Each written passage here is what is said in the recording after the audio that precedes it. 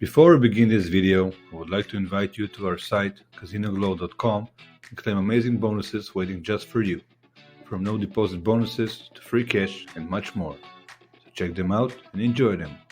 If you enjoy our video, please like it and subscribe to support our channel. Now, let's begin. Famous poker players. Where are they now? In this video, I will cover the history, stories, and whereabouts of 4 famous poker players you're probably familiar with: Annette Obrestad, Chris Moneymaker, Peter Eastgate, and Jamie Gold. Later on, we'll have part 2 of the video with more poker players to come. Let's begin. Annette Obrestad. Norwegian poker player Annette Obrestad began playing poker at the age of 15 and soon rose to greatness and became one of the most famous poker players in the world. In 2007, she won the World Series of Poker Europe main event, which was held in London, beating 362 players, and became the youngest player ever to win a World Series of Poker bracelet.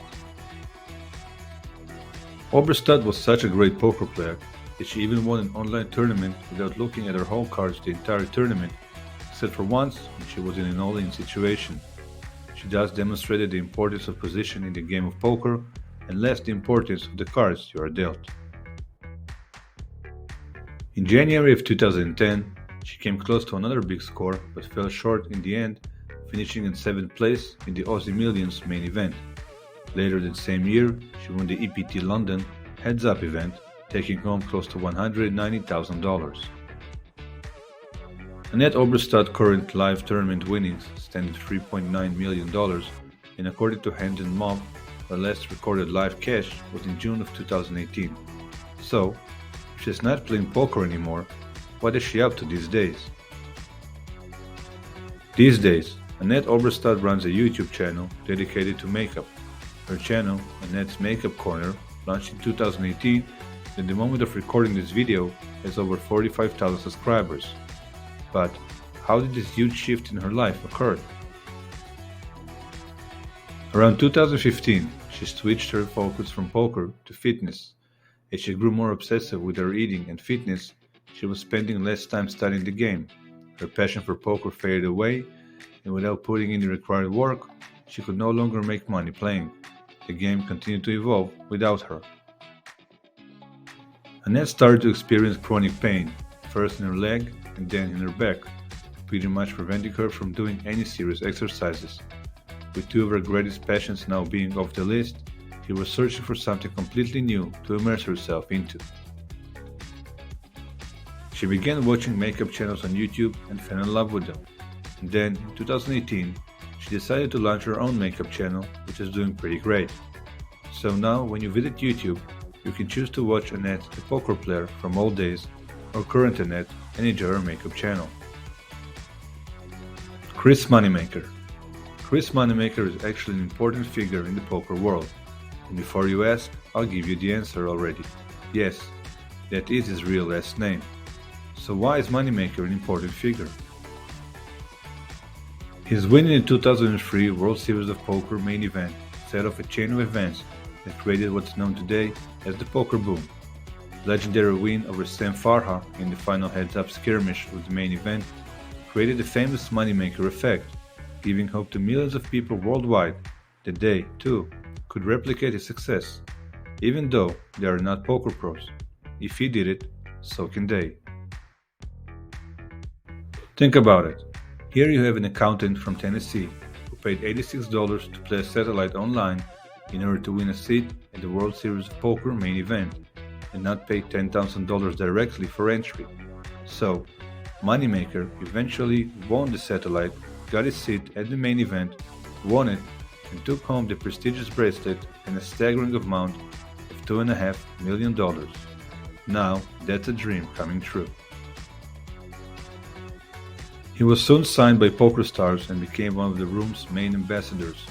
His lifestyle had pretty much turned upside down. He traveled the world and played in poker tournaments, with his buying and travel expenses often covered by PokerStars. However, Moneymaker's wife did not feel the same as he did. For her, the sudden lifestyle change was simply too much.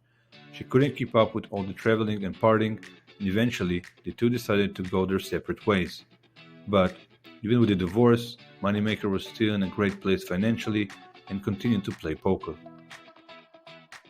A couple of years after his WSOP victory, Moneymaker met his new wife, Christina Wren, and the two were able to find a good balance between his professional life and the family's private life. However, after a few years of this lifestyle, Moneymaker was ready to turn a new page. He wasn't going to stop playing poker, but he decided that the life of partying and going out almost every night was simply too much. Moneymaker's second largest score was $300,000 for finishing second in the NBC National Heads Up Championship. Throughout his entire career, Moneymaker has earned $3.9 million in live tournament cashes. In 2021, Moneymaker parted ways with PokerStars after 17 years, and these days he lives in Tennessee with his wife Christina and their 3 children. Even though he's not so much into poker these days, he remains very active on the Twitter platform where you can follow his plans. Just look for C Moneymaker. Peter Eastgate. In 2008, Peter Eastgate took the entire poker world by surprise when he won the World Series of Poker main event and became the youngest player in history to do so at the time. He was only 22 when he defeated 6,844 other players, taking home no less than $9.1 million. The poker media was ecstatic. Everybody expected Eastgate to go full throttle moving forward, traveling the world to play cash games and tournaments. However, Eastgate had other plans in mind.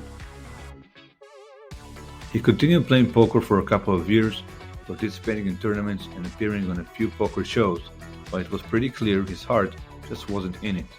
Still, he did finish second at the EPT London main event 2009, winning around $850,000. As time passed, Eastgate started to play less and less, and by 2013, he was pretty much gone from the poker circuit. Eastgate never really cared too much about being an ambassador for poker and didn't feel like it was his duty just because he won the 2008 World Series of Poker main event.